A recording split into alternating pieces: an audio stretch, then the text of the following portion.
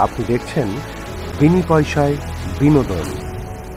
মহানায়ক উত্তম কুমার বাংলা চলচ্চিত্র ইতিহাসে তার অবদান এবং তার মানবিক প্রচেষ্টা আমাদের স্মৃতিতে চিরকাল অম্লান। গত এক দশক ধরে Uttam Kumar Memorial cultural committee ও পেয়ারলেস হাসপাতালের সহায়তায় মহানায়কের সাথে পর্দার আড়ালে কাজ করা প্রান্তিক শিল্পীদের স্বাস্থ্যসেবা এবং আর্থিক সহায়তা প্রদান করে 24শে জুলাই মহানায়কের মৃত্যুদিনে। 10 বছরে পড়লো। আমরা নিজেরা যেটা করছি, Uttam Kumar Memorial cultural committee 10 বছর ধরে এটা চলছে।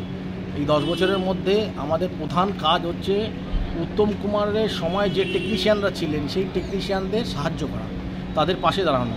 তাদেরকে আমরা একটা ছোট্ট আর্থিক বেশি দিতে পারি না, ছোট্ট আর্থিক সহায়তা করছি এবং তাদেরকে আমরা হেলথ সার্টিফিকেট দিচ্ছি। সেটা গভর্নমেন্ট অফ ওয়েস্ট বেঙ্গলের হেলথ স্কিমে পিয়ারলেস হসপিটাল আমাদেরকে দিচ্ছে, আমাদের সাহায্য করছে। প্রতি বছরের মতন এবছরও শ্রীমতী শকুন্তলা বড়ুয়াকে উত্তম স্মারক সম্মানে সম্মানিত করা হয়েছে।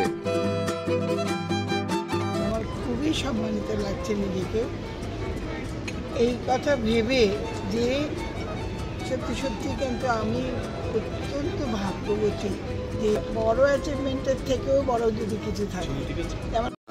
উক্ত অনুষ্ঠানে উপস্থিত ছিলেন অভিনেতা বিশ্বজিৎ চক্রবর্তী, উত্তম কুমার পরিবারের সদস্য গৌতম চট্টোপাধ্যায়, কার্তিক ব্যানার্জি ও দেবাশিস কুমার প্রমুখ বিশিষ্টজনেরা উপস্থিত ছিলেন এই অনুষ্ঠানে। Uttam Kumar Memorial cultural committee শুধু 24শে জুলাই নয়, সারা বছর ধরেই তারা নানান সামাজিক কর্মকাণ্ডের মাধ্যম দিয়ে পিছিয়ে পড়া মানুষের পাশে এসে দাঁড়ায়। আরও নানান খবরের আপডেট পেতে দেখতে থাকুন বিনি পয়সায় বিনোদন।